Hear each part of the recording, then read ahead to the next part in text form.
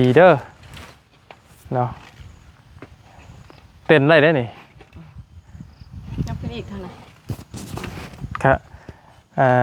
จับก้าวมาแล้วพอดีโตบ่หรือว่านอนเต้นขึ้นได้ทำนี่นะเที่ยวขันยำดำหน้านะนอนลำหน้าไหนมันนอนมันก็ไม่ได้ไกลไปไหนพอไปพอมาอยู่ทำไมอยากเที่ยวมานอนเพื่อนกัน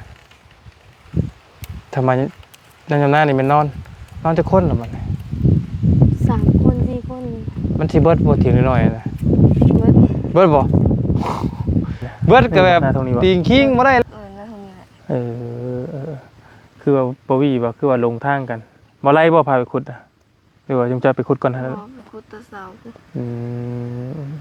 ก ระปูหน้านี่บ่เลยปนเอาเนาะได้โตปนเนาะเลยหลายเติบพี่น้องเนาะมันบ่อยากปันได้กระปูยามนี่เนาะบ่คือยามโซเกี่ยวข้าวแล้วเนาะเบิ่นก็แล้วเนาะมัดนี่เนาะไผสามารถถ่ายให้ถ่ายหน้าให้จุ๊บเจ้าบัดนี้ยังเอ้าปกติปีละเก้าเด้พอลุงอ้ายเพิ่นไปไสซะงานเลยอ้ายน่ะไปเฮ็ดงานแล้วเลยจ้างบ่จ้างละบ่าวบ่ละว่าสิมาถ่ายบ่มีเงินนะบ่มีเงินนะโอ้ยพี่น้องเอ้ยบ่มีเงินโทรศัพท์แตะเครียดให้กับผู้ใดคือเฮ็ดโทรศัพท์แตกรุ่นยังเบิ่งจะซื้อเท่าไหร่ล้านปลายโอ้เอิ้นยังก็โอ้ต้องถามเอื้อเจ้าน่าสิฮู้อยู่แล้วพอเพิ่นเคยขายอยากได้ใหม่อยู่บ่ถ้าแบบนี้ก็สิเอาอยู่บ่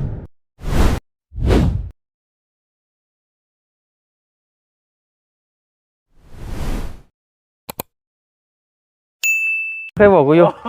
หมอได้ยินมันชามได้เถอะได้ยินมันชามคนอยู่น้องมันชามคนน่ะก็ได้ยินไปตองกรุงบ่ไม่นั่นน่ะเสร็จแล้วผัดเพิ่นความเชื่อของเพิ่นนะ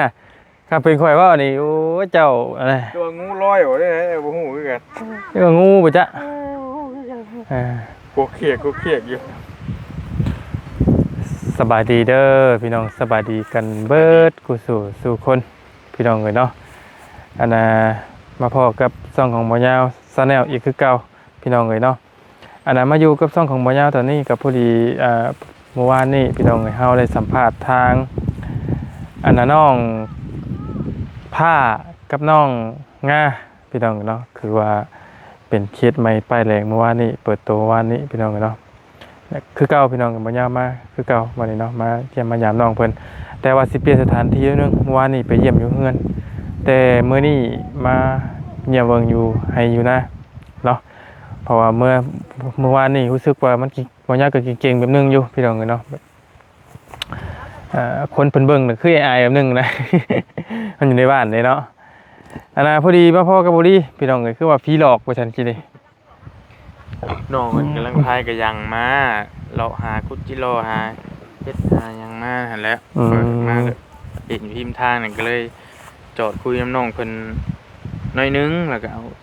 ซื้อไก่ทอดมาก็เลยให้น้องไปนั่งกินลมนะเพิ่นนั่นนึงจะเมื่อยแม่ชอบเมื่อยระหว่างทางแล้วก็นั่งไปสักพักแล้วโคกแขกคือคนย่างเลยงูจ้ะแต่ว่าบ่เห็นมันสิว่างูมันก็จักสิว่านะเอาแล้วร้อนไปเลยเดี๋ยวนี้น่ะแล้วมาบวกกับน้องเพิ่นว่าในหันน่ะเป็นประชาน้อยประชาแบบว่าคนนั่นเห็นเรื่อยคนพ่อเรื่อยกลางเว้นก็หลอกอย่างซี่นะแต่ว่าก็ว่าไป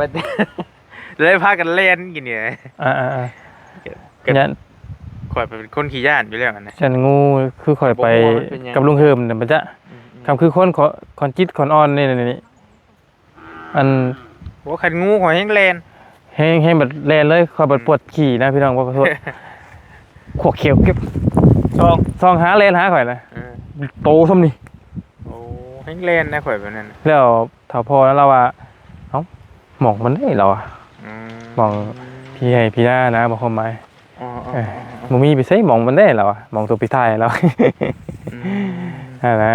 ความเชื่อล็อกพี่น้องเลยนี่สมัยนี่ข้างในนี่สมัยอันคันใดนะเห็นเอาอีดีตกไงเงาะ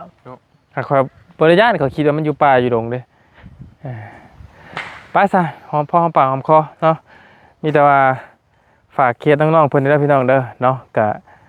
ถือว่าเป็นเคสใหม่ป้ายแดงทางน้องๆเพิ่นก็ถือว่าขยันอยู่เนาะเบาเข้าใจง่ายแต่ก็เฮาอบรม ความอยู่ ฮู้จักคือว่าฮู้จักควมนะพี่น้อง เบิ่งกันไป ก็เบิ่งกันไปก่อนบ่อยากย่องหลายพี่น้องเนาะ ฮู้ว่าสิเป็นจังได๋ ไปเบิ่งน้ำกันพอดีบ่ยาวนำออกมาเบิ่งอยู่ไฮอยู่หน้าน้ำพอดีพี่น้องเอ้ยทางน้องๆเพิ่นกำลังพากันมัดหัว เพราะว่าเริ่มนี่เลย เอาเข่าเลย ปลูกกล้าปลูก หั เข่าว แล้ว ดังหน่อยน้องเพิ่นก็สิได้มาอยู่หน้าตลอดเด้อนี่ แม่ เพราะว่าต้องมาเผากล้าเด้ถึกละเนาะมาแกงน้ำมันกินอยู่เถียงให้เถียงหน้านี่คือเก่าพี่น้องเอ้ย กำลังค่อนคุ้ม ป้าสะเด้อบ่ดีเด้อ เด้อโอเค บ่อยากกวนลาอยู่ดีมีแฮง เจ้า เนาะ เจ้า ใส่นมนะเฮ้ย มัดหัวมัด ไรมันแข็งมากแต่ว่าถ้าได้สุกแล้ว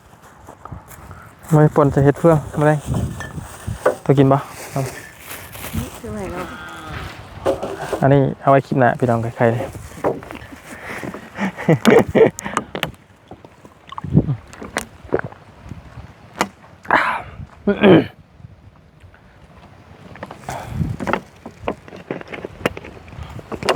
ทางไหนไม่เบ็ดหน่อย คุณย่างไปนี่ก็ได้ จะใส่ไหมเราเบ็ดบดึกเถียงให้เถียงหน้าเรากะคือสูง คือเหี้ยวแถเนาะแต่ว่าถือว่าเหมาะนะฮะหน่อยถือว่าเหมาะได้พี่น้องในส่วนตัวบ่ยาวคิดว่ามันแบบว่าส่วนตัวเนาะพี่น้องส่วนตัวก็คล้ายๆคือเดียวแบบเดียวกันคือกับน้องน้อยกับน้องสายฟ้าพี่น้องแบบว่าเฮาถ่ายคลิปแหละมันบ่มีคนมาสอมากวนแหละมันก็คลิปมันก็สิออกมางามพี่น้องเนาะสำหรับบ่ยาวว่าคักแล้วคือต่อไปน้องเพิ่นก็สิมาเผากล้าเผาหยังอยู่นี่ก็มาบ่ยาวมาหรือว่าหมู่ครูมาก็สิมากินข้าวกินน้ำอยู่นี่และแกงเฮ็ดแกงฮอนเนาะช่วงนี้เฮ็ดออกครับพี่น้องเนาะไปเมื่อวานนี้ก็สัมภาษณ์น้องเพิ่นแบบว่าพอฟ้าวเนี่ยพี่น้องเนาะก็มื้อนี้นำมาเบิ่งอยู่ไห้อยู่นะพี่น้องเพิ่นกำลังมัดหัวมัดแขอยู่เนาะแต่ว่ามามื้อนี้แม่เราก็มาเนาะโอ้โหแม่กับป้าบ่เริ่มปลูกข้าวปลูกน้ำแล้วแสดงว่ากุจิรอจิเล่ขัวกินเทนี่โอ้ยแม่นละหาตีตะกะแตนนี่ตะกะแตนหมูบ่หลายขึ้นอีกกี่แล้วเบิดแล้วโอ้ค่อยโอ้ปิงเขียดได้เนาะนี่น้องเอ้ย ตั้งเมป้าโอ้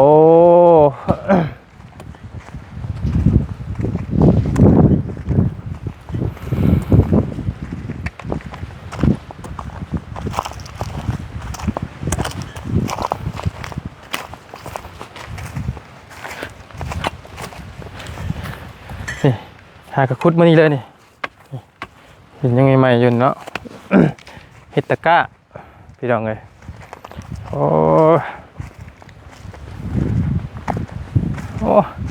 มันก็คักตะกกโพนี่แหละเนาะเรากะลำให้ลำหน้ากะมีกกโพสบายดีล่ะสบายดี พ่อกันดีแล้วเนาะ พากันเฮ็ดหยังมันโหมันทั่วตะก้าบ่ตึก1 2 3 4ให้เนาะโอ้เฮ็ดเป็นตะบ่ได้บ้านบ่คือมันเป็นนาโคกเนาะโอ้เป็นนาโคกพี่น้องเนาะพ่อกันรอบที่2เฮาเนาะมีภายในแล้วมาหามื้อนี้ล่ะ เราไล่แล้วก็เราดี บ่าวไล่บาร์บี้โอ้บาร์บี้ผู้ว่าวนั่นน่ะระวังมักแล้วเด้อผู้ว่าวเด้อฮะลูกกันเศรษฐีชิโน่นะฮะนั่นล่ะใช่จักก็ได้ไอ้บ่ฮู้ว่าแม่เจ้าก็มาเราซื้อมา2 ขวดนึงเอ้าให้แม่จะกินแต่ว่าเจ้าจะกินก็แล้วแต่ปั่นการเอาเองเด้อโดยขอบใจละเอาเบิ่งน้องเพิ่นมัดตะกร้าพี่น้องเนาะเมื่อวานนี่โอ้ อันห้าวนี่ก็ตั้งแต่ปีกายนี่บ่โอ้แปลว่าเฮาดื้อไว้เนาะมั่งไว้แล้วก็ ยามหน้าก็เฮ็ดไหม ยามหน้าก็ไม่เฮ็ดใหม่ เดี๋ยวเราป่วยได้ตัด ฮอดไซอันน้องฟ้าอันหน้าน่ะ แต่นี่ไปหาโน่นนั่น ก็คือดำให้ พุ่นบ่ฟ้าพุ่นบ่อัน เลย โบ มอดบ่ ฮอดแต่ร้อนนั่น อันเด้ฮอด จะว่างหลังนะมา ฮอดบ่ป่าน่ะบ่ฮอดป่าบ่ เลย โอ้ครับระวังทาง เดี๋ยวพี่ออกมาได้ ใส่ถึกแล้ว ตัวอยู่หุ่นนะพี่ก็ได้ไหมมาถามพี่ก็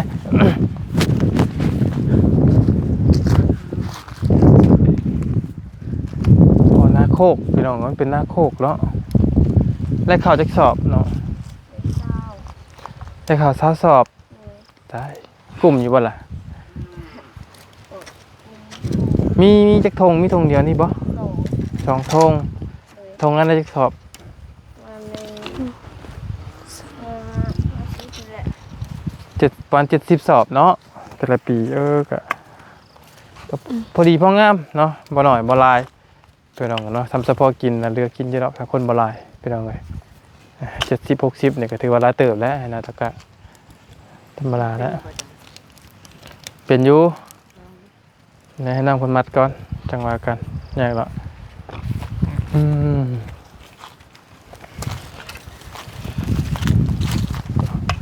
อยากชวนมาแต่อยู่โฮมได้เหรอ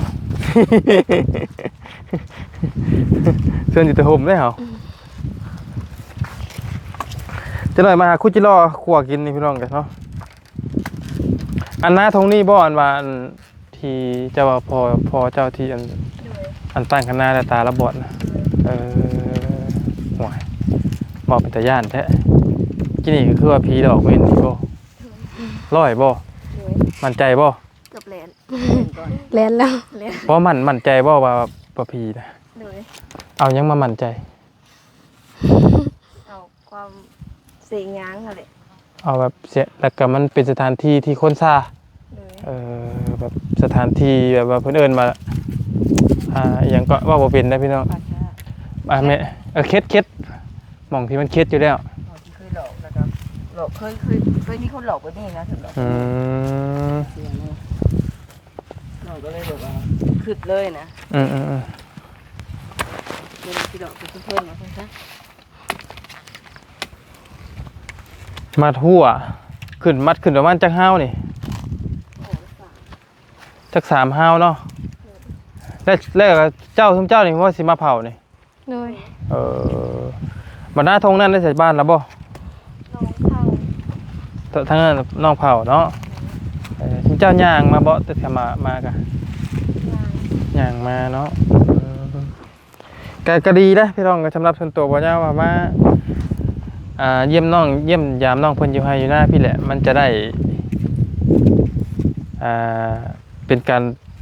การส่วนตัวดีเนาะก็รู้สึกว่าเข้าไปเฮือนว่านี่ก็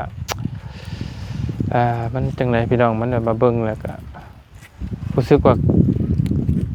เป้า ไม่แม่นคนเบิ่งหลายนะคือ แล้วเขาพูดกล้าเบ้ายัง คือว่าคนก็คือว่าเบิ่งแซวหั่นนะเนาะถ้าน้องๆเพิ่นก็ยังอยากอายคนเบิ่งอยู่นะ ออกมาอยู่ให้อยู่หน้าที่ก็คือมันเป็นการส่วนตัวเนาะจะคล้ายๆคือทางน้องสายฟ้าน้องน้อยนั่นแหละพี่น้องเอ้ยตัวก็ออกมาพี่เลยอย่ามาฮ้อนเลยตากแดดนะ งับไป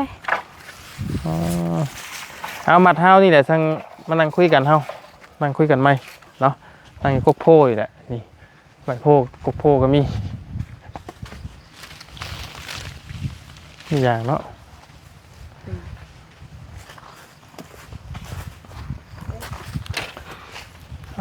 ตัวเป็นนาโคก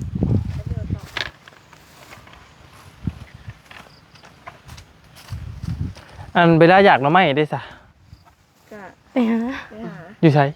ลูก ไก่ป่ะ เลย อยู่เซ่ผมจักบ่ ดูแถวห้วย อยู่ห้วยแถวนี้บ่มีบ่นี่ มีมันโบหลาย พอได้เก่งเนาะ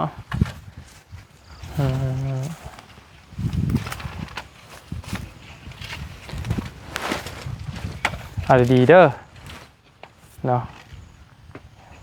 เต้นได้นี่ จับขึ้นอีกเท่าไหร่ ครับจับก้าวมาแล้ว พอดีเต้นขึ้นได้ทำนี่นะคำงอน้อยก็รอดเลยมาเลย มันจะมาทางกลางนะ ขมัดบ่วันนะมาใช่ขมัดเป็นอยู่นะขมัดหัวนะ มันจะเอาจะเอา บ่แล้วหรอกมื้อนี้ เอาไปแล้วทางนี้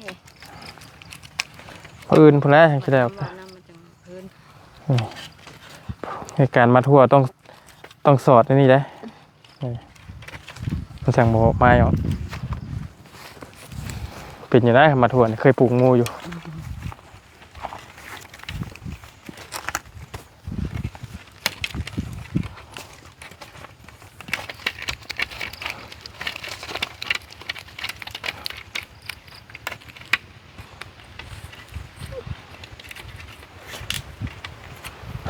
มาแล้วชุมเจ้าเที่ยวบ่หรือว่านอน เที่ยวขันยำดำหน้านะนอน ลำหน้าอะไรมันนอน โดย มันก็บ่ได้ไกลปานใดพอไปพอมาอยู่ก็มาอยากเที่ยวมานอนเทือนกันทำไมนั่นลำหน้านี่มันนอนจะคนหรอมัน 3 คน4 คน มันสิเบิดบ่ถึงน้อยๆนะ เบิด เบิดบ่เบิดก็แบบตีงคิงบ่ได้แล้วนี่บ่ ฮะ สูงสอง ตัวสูงบ่เป็นหยังดอกตัวมันน้อยติเนาะโอ้โอเคพี่น้องเนาะ มัน พอละตายเอายังอยู่บ่เอามาถึงบัดสินะ ร้อนจัง ให้น้องเพิ่นมัดรถบ่อยากแย่งงานเพิ่น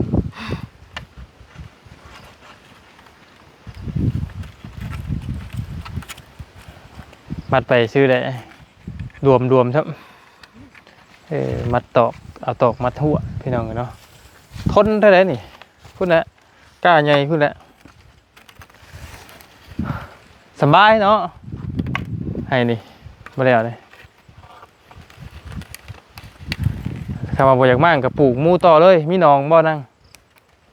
บ่มีเนาะหนองบ่มี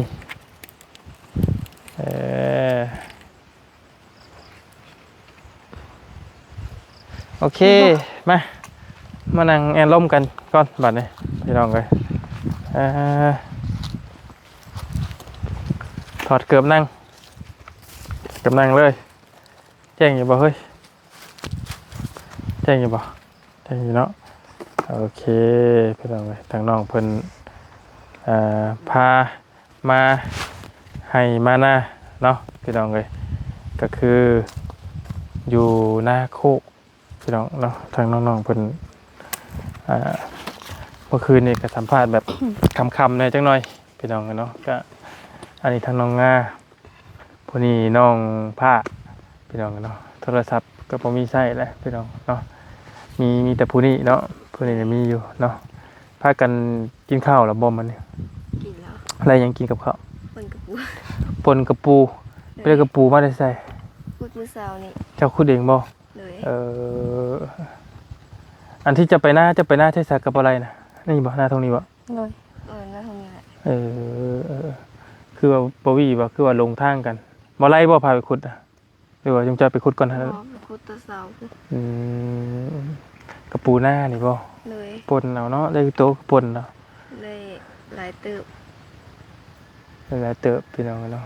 มันบ่อยากปานใดได้กระปูยามนี่เนาะ เลย บ่คือยามช่วงเกี่ยวข้าวเลยเนาะ เลย เบิ่นก็แล้วเนาะมัดนี่เนาะ เลย ไผสามารถถ่ายให้ถ่ายหน้าให้จุ๊บเจ้าปานใด ยังงง เอ้าปกติปีละเก้าเด้ อา เขา หาร พอ ลุง อ้ายเพิ่นไปไสซะ งานเลย อ้ายน่ะไปเฮ็ดงานแล้ว เลย จ้างบ่จ้างละบ่าวบ่แล้วว่าสิมาถ่ายให้ พอมีเงินนะ บ่มีเงินนะ โอ้ยพี่น้องเอ้ย บ่มีเงิน เลย อ้าวก็เนาะก็หาแล้วเนาะให้ละ50,000ไปน้ำมันเจ้าเองเด้อ โอ้เมื่อยได้อันไทยและไทยนาเนาะ เลย สไทยน่ะมีอยู่บ่ มี แต่ว่า บ่ฮู้ว่าจะอันสิมีภัยไทยให้ติอ้ายน่ะมีครอบครัวแล้วบ่ เลยยัง เพิ่นไปเรียนอยู่ไทยบ่ บ่อยู่แล้ว แล้วเพิ่นก็มาซะเพิ่นไปได้เดือนละ ยังไม่ฮอด4-5 มื้อ 4-5มื้อนี่โอ้บื้อก็มาแล้ว ไปเฮ็ดอยู่ไส อยู่เอง อยู่วิงหาสิไปนี้เนาะไปกี่ข้าวนี่หน้าชื่อนะจักบ่ บ่มีเงินซื้อน้ำมัน โอ้ไปหาเงินซื้อน้ำมัน เลย อ่ กะจะเสียหรือบ่แหละ จะขี้ไล่หรือบ่ไล่ก็ต้องไล่แหละเนาะได้ไปได้ฉันสิเบิกไล่น้ำมันเนาะ เอาพี่น้องเอ้ยเมื่อวานนี่ก็มาจุดค่ำมื้อนี้ก็บ่ค่ำปานใดยังอยู่ช่วงแรงๆอยู่เนาะพี่น้องเอ้ยก็วันนี้เมื่อเฮือนวานนี่ก็ถึง 8:00 นพี่น้องเอ้ยวันนี้พากันตำแจ่วพริกต่ำอยู่พี่น้องแซ่บเพิ่นว่า เผ็ดก็เผ็ด แต่มื้อนี้เดี๋ยวบ่าวมากับแม่บักหามพี่น้องเอ้ยเนาะยากับเอื้อยเจ้ามานี่มากับเมียพี่น้องเอ้ยเจ้าย่างมากับไกลเติบเลยเนาะจังได๋เจ้าย่างมาเนาะนี่เจ้าขี่รถมาแล้วบ่ดีบ่ เลย อื เล ม ย อืม บ่ขี่รถไอ้นี่แหละ หึ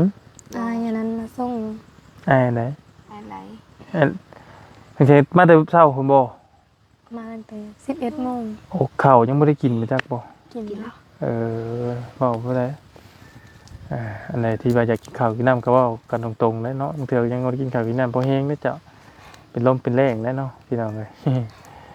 เพิ่นเมื่อแล้วเว้าอะไรนะ เลย เมื่อแล้วเนาะแต่ว่าอยากให้น้องเพิ่นมีโทรศัพท์ก่อนแหละถ้าเป็นไปได้พี่น้องเนาะเพราะมันเป็นอุปกรณ์สำคัญเลยก็ว่าได้เนาะก็ถือว่าเป็นอุปกรณ์สำคัญเลยที่ต้องใช้พี่น้องเนาะตายแต่โดนแล้วบ่โทรศัพท์จ้ะ เลยได้3 ปีแล้ว ฮะมึงมีโทรศัพท์นะ เลย ปอ เบิ่งน้องๆกับลิ้นน้ำเอิญ โทรศัพท์เสียได้3 ปีผู้ เลย ปาโต ขนาดอ้ายนี่มีโทรศัพท์นี่ไปหมองไหนบ่มีสัญญาณนี่ก็ยังงุนงิดแหละบ่ได้ได้พี่น้องเอ้ยเฮาเคยมีแหละมันบ่ได้แต่มันอยู่บ่ได้แล้วพี่น้องขนาดโทรศัพท์เฮาบ่มีเน็ตนี่เฮายังอยู่บ่ได้เลยแต่มาไปบ่อนที่เน็ตมันเล่นบ่ได้นะ ไม่ดีกับเน็ตบุคอยแห้ง ก็ยังพอได้อยู่เนาะ เลย ยังโอเคอยู่บางหม่องนี่คือแบบบ่ได้เลย กินบ่ได้เลย บ่ได้เลยรู้จักกันบ่กำลังอื่นต่างๆจักกันอยู่บ่ เราน้ำผู้จักเราแล้วผู้จักเรา เรารู้จักเจ้า เขากับผู้จักเอาหากะผู้จักมื้อนี้ เอ้าคือจังหวะ อะไรพาไป คน น คนบ้านเดียวกันบ่จักกัน ำบ่ได้คนละบ้าน โทนว่านบ่ เลย โอ้ผู้นี้นี่พ่อแม่แยกทางกันพี่น้องตามที่น้องเพิ่นเว้าให้ฟังเมื่อคืนนี่พ่อแม่น่ะแยกทางกันแล้วแม่นี่ไปอยู่บุรีกับไส้บ่เจ้านะ พอ พ่อบ่อันแม่ได้ซะ ไปเฮ็ดงานน้ำพอไม่ อยู่ไสอะนะ อยู่ไทย อยู่ไทยเลยเพิ่นฝากเงินมาให้ใช้บ่ ฝากไม่อยู่ ฝากมาเดือนเท่าไหร่ล่ะ เดือนละพัน เดือนละพัน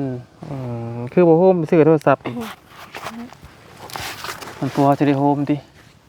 มันมีแต่ซื้อให้กินก่อนเนาะ นั่นแหละพี่น้องเอ้ยเนาะการ เจ้าเคยไปอยู่บ่ไปไทยอยู่บ่มีแต่เคยไปเวียงนี่บ่ เลย แล้วน้องเจ้าได้ซะไปนำแม่บ่ บ่อยู่น้ำเฮานี่ อยู่นำเฮาจังเลยเดี๋ยวเรามีลูกใหม่แล้วบ่ ยัง ยังมีจักปีแม่เจ้าน่ะ 30 พัน40แล้วบ่เนาะ30 บาท 30ปลายประมาณ35นี่แหละบ่จักว่าซ้ำเอื้อยเจ้านี่ไปจัก เอาสิแม่นวัน ฮะ ตุ้ย ประมาณนี้บ่ประมาณเมียละเบานี่บ่ เลย อืม แล้วปักตุ้ยเอง สิรุ่น เป็นรุ่นเอื้อยแล้วบ่าวบ่กี่ปีแล้วเนาะทำไมสิเป็นกะพี่น้องเอ้ยก็ยังคนยังบ่ได้เฒ่าได้เนาะ เลย อืมอันแล้วมื้อใดจะสิลงมือคิดว่าสิหวานนี่ ถ้าโอ้ยคนไทยให้ ไอ้น้องมีบ่ไอ้น้องก็สิแม่นไอ้น้องแล้วที่มาถ่ายให้ติ โอ้แล้ว อืมแต่ว่าบ่จ้างระบ่าวบ่ระบ่าวสิถ่ายให้50,000ไปหรือว่าเลี้ยงศิลาระบ่าวก็ได้ไป เออเอาบ่ไล่ไทยเป็นได้พี่น้องเอ้ยเนาะไทยให้ไทยนาเนาะได้อยู่สำไทยนานะวานเป็นอยู่บ่วานกล้าเป็นบ่วานเป็นอยู่ เป็น โลกกาก็เป็นอยู่ติ เป็น เลย ลำหน้าก็เป็นแล้วว่า เป็น คืออยุทธศาสตร์เนาะยังจะเป็นเบิดก็ดีละเนาะเสียตัวรอดแล้วเพิ่นรับจ้างงานนำให้นำหน้าให้พี่เท่าไหร่ละ แต่ 1,500,000 ดีก็ใส่สาม ลำหน้านี่ เลย 1,500,000 1,300,000ละอ๋อตะกี้เอาด้วยซะ ตะกี้กระเซ็นนึง ตะกี้น่ะ100,000ทุกมื้อนี้เด้ กระเซ็นห้า อืมคือว่าแล้วมันอย่างมันกระเพงอะเนาะพี่น้องเลยเนาะแหน่ตะกี้ไปเด้มือละ5,000 10,000พี่น้องเลยไปเกี่ยวข้าวแต่สมัยละบ่าวตะกี้นะอันนี้ป้าตู้เจ้าเคยไปอยู่ปะไปอยู่เนาะเป็นหน้าอันนี้พี่น้องละบ่าวว่าสิมาถามมันเฮ็ดบ่ได้ออกบ่ เฮ็ดอ้อแต่บ่ได้ไปหา เฮ็ดออกแต่บ่ได้ไปหา เฮ็ด เล หยัง ย เฮ็ดแกงกินนี่แหละเฮ็ดพวกเฮ็ดปวกเฮ็ดดินเฮ็ดร้อนมีบ่ บ่เห็นกับไปหาเลย บ่เห็นเขาไป เอา หา เขาเว้ามื้อเช้านี่ ตอนนี้ เอ้าเขาบ้านเว้าเฮ็ดอ้อ อ๋อ อืม เออ มาอุ้ยจะไปหา อืมแถวนี้มีบ่ล่ะ วานเข้าไป ยามันเป็นภาษา ปลาซ่าเลยบ่นี่น่ะ เลยยังเข้าไปกับแมนเลย ยังก็ไปเห็นเลย แปะกับปลาซ่าเลยบ่นี่น่ะ เลย อันปลาซ่าที่เฮามาบ่นี่ เลย มันกว้างมาฮอดพี่บ่ โดย ว้าย เด้ยังเข้าไปกับแมนเลย เออคำเจ้าบ่ย่านบ่หรือว่ากะย่านอยู่ถูก ยา ยันอยู่ กะย่านอยู่แต่จำเป็น เลย เพราะว่าเฮาอยู่เฮาอ่า อยู่เทิงมันกับภาษาใหญ่ กับแมน เอ้า อันนี้ภาษาน้อย ประจำกลางกันนะกลางเลย ฮะ กลางภาษาก ลางเลย เทศเถียงคนอยู่ใช่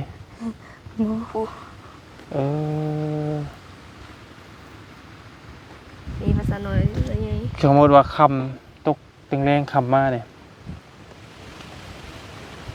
บกล้าไปได้เจ้าเนาะ เลย มีแต่ไปต้องไปเหมือนกันป่ะ นี่เป็นยังพวกกูเลย อ่ะแล้วปอขอโทษเวลาเจ้าปวดขี่ปวดเหนียวดิ กะทั้งพี่ ทางพี่แล้ว เลย กลางคืนกับพุทธ เลย กลางเว้นก็เป็นพุทธตัวนี้กิน หวาน ยา บ่ได้เนาะเนาะ ยาน อันนี่ก็บ่ได้ แล้ว เอ เรียนทำ ตกยำไห้ยำหน้าเนาะคำว่าผีภาษาน้อยนี่คือหยังของเล็กน้อยบ่ บ่มัน มันเป็นบ้านกุบก มันอุบก บ้านไผบ้านมัน เลย อ๋อ แล้วใหญ่กับบ้านนั่นล่ะ โอ้เอาว่าบ่เนาะพี่น้องเนาะสมมุติยำไห้ลำหน้าอยู่นี่ก็บางเทื่อมีคนเสียชีวิตนี่ก็ไผกลุ่มๆด้วยเนาะ เลย คิ้วบางเทื่อก็ คิวอืมกับน้องเพิ่นก็ตามความจริงตามหลักๆนี่จุ๊บเจ้านอนอยู่พี่บ่หรือว่านอนอยู่หน้าพุ่นจนมาน อนพี่ น กะ อนอยู่พิน นอนพี่กะมีนอนพี่ก็ได้พี่ก็ได้นอนพี่ก็ได้ อืมยันว่าคือเจ้ายังมีความย่านอยู่นะ โอ้ตอนนั้นน่ะนอน4 คน จริงนั่นแหละ บ่คือความหมายแล้วว่าอันจุ๊บเจ้าอยู่แต่น้อยช่องชีบ่คิดย่านแล้วนะเพราะว่าเฮาอยู่กับวันมันแล้วช่องชีบ่คิดย่านจังแท้ยังย่านอยู่บ่ ย่านไป ยาน ย่าน ปัน อยู่ ได อืม ถ้าคำมาเอาขึ้นเถงก็อันได้เถงแล้วก็แล้ว ยังคือน้องอูน้องอีนะ บ่กล้าลงมาแต่ คือน้องอูน้องอีนั่นบ่ได้ย่านแน่นะพี่น้องเอ้ยแต่ว่าอันนั้นมันสิน้อยกว่านี้แบบว่ายังได้เลี้ยงสาอยู่นะเวลาเพิ่นเอาผีมาเผานี่เขาพากันไปเบิ่งแซว อาหารเขา ว่าก็ดีแล้วเนาะกับบางคนก็แพ้ผู้แพ้ก็แพ้ได้พี่น้องเอ้ยผู้คอนอ่อนก็อ่อนได้แค่เห็นยกตัวอย่างคือแม่เฒ่าอยู่เฮือนนี่เราไปงานดีบ่ได้เลยเราไปเรากลับมาเราปวดกระตงกระโตเราบินหัวแล้ว คือกันเหรอปะ คือกันบ่ ผู้ งานผีบ่ได้ปานใด ผู้แพ้ก็แพ้ได้เนาะของพวกนี้นะผู้คอนอ่อนกับคอนอ่อนคือหยังนี่ก็แล้วเป็นหยังลอกเนาะเฮาก็บ่ได้อยู่แต่เจ้าบ่ได้อยู่ร่ำคนได้อยู่หลายคนอยู่เนาะเป็นผีประสาทพี่น้องเอ้ยเนาะผีประ ตอนมาเลี้ยงงูบ่เข้าไปได้นี่มาไกลเลย ยันแต่งูได้เข้าไปเนาะ งูก็ลัดมาตอนทันลัดมาก ล้าว่าสิไปฮอดก็ลัดตัว เล่นเป็นนัดเนาะ ยากเลยเนาะพี่น้องเอ้ย ลัดก็ไว้ไปสิไปรับคนเดียวเด้ ไปกับแกง ยากเลยเลี้ยงงูเลี้ยงควายอยู่แถวหน้าเจ้าเลยเนาะย่านแต่มันเข้าไปผีประสาทแล้วเนาะ ถ้ามันเข้าเป็นซากอะให้ผู้ใหญ่เข้าไปเอา บ่หาร ให้ผู้ใหญ่เข้าไปเอา เลย อืม บ่หารเข้า เป็นจังได๋ย่านเนาะ เลย มันแห้งกว่าภาษาใหญ่ มันแฮงประสาทนี่แฮงกว่าปัญญาใหญ่อีก คิด กินนี่ยังว่าอันพี่หลอกว่าซั่นมันเป็นในไหนนั่งเสียงมันเป็นจังได๋ มันเลี้ยงคน เสียงคนยาง ขึ้นมา ย่าง ยางจอก แต่นี่มาหาจุ่มเฮานั่นแหละ ทุกเจ้าบ่ขี้ดื้อคือละบ่าวเนาะเราเอาได้ยินเราว่าย่างไปส่องหาแล้วเลยว่าเอาอีดีบ่แม่นเว้าเลยพี่น้องบ่ยาว ลูกอุปาเล่นเลย อืม ขึ้นยากับเก คือบ่แม่นว่าบ่ย่านเด้ย่านบ่ยาวนะเรื่องย่านมันก็ย่านนั่นแหละแต่ว่าอยากเห็นอยากฮู้ก่อนมันแม่นแท้บ่นะถ้าว่ามันยังเดียวยังบ่เห็นต้นปลายสาเหตุที่ทางกิเลสนะ บ่หาร อืม เล่นไปยังบ่หาร แม่นดีไหม เด้อ อันนี้จะจับเกือบกับเสพเลยเลย บ่เอาพี่น้องเอ้ยสิถามน้องเพิ่นมาอีกเทื่อเนาะพอดีมาเบิ่งน้องเพิ่นมัดทั่วมัดแค่พี่น้องเอ้ยมัดอยู่ให้อยู่หน้าเนาะและจักหน่อยแล้วสิพอดีมื้อแลงกินข้าวกับหยัง เกี่ยวกับวง กินข้าวกับบ่ฮู้โอเคพอดีระบาวได้ไข่มาอยู่เดี๋ยวสิไปเมื่ออยู่จะไปทอดกินหรือว่าคั่วกินก็ได้เนาะเพิ่นลองข้าวลงพี่น้องเอ้ยจังได๋ระบาวก็สิเอามือปะแหละเนาะเอามีแต่นั้นแหละมีแต่ไปเบิ่งทางไปป้าจ้ะป่ะครับเดี๋ยวสิไปเบิ่งเถียงเราก่อนพี่น้องกันคิดหน้าก่อนสิไปเบิ่งเถียงน้องเพิ่นละให้น้องเพิ่นนั่งอยู่เถียงเลยเนาะอันน้องอัน น้องง่าใช้โทรศัพท์รุ่นใดเบิ่งอัลบั้มเบิ่งด้วยสับแตะ เครียดให้กับผู้ใดคือเฮ็ดโทรศัพท์แตกรุ่นยังเบิ่งจะซื้อเท่าไหร่ คือลานไป ล้านปลายโอ้ก็เอิ้นอีหยังเลยก็เอิ้นอีหยังก็โอ้ต้องถามเอื้อเจ้าน่าสิฮู้อยู่แล้วเพราะพอเพิ่นเคยขายอยากได้ใหม่อยู่บ่ถ้าแบบนี้ก็สิเอาอยู่บ่น้องฟ้าถ้ามีผู้ใหญ่เพิ่นซื้อให้ แบบใดก็ได้ แบบไรก็ได้แต่กระบะแต่พี่น้องเลยก็โทรศัพท์นี่แหละสำคัญสำหรับระบายว่า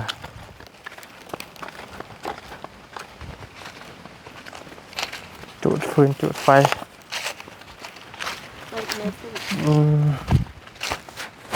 เนี่ยเลยครับโอเคพี่น้องเลยทั้งหมดนี้จะได้จบคลิปปิดคลิปก่อนเนาะก็เราว่าก็สิเป็นกระบอกเสียงให้เรื่องโทรศัพท์ทางน้องฟ้าพี่น้องกันเนาะหรือมีผู้ใหญ่อยากเซ็ตจากซอยอยากซื้อให้น้องเพิ่นก็ให้ดีใจแหละพี่น้องพอได้ใส่จังได๋หาคุดจิโร่ขัวกินนี่มีเด้อจิโร่แถวนี้เนาะ โดย พอได้อยู่ติ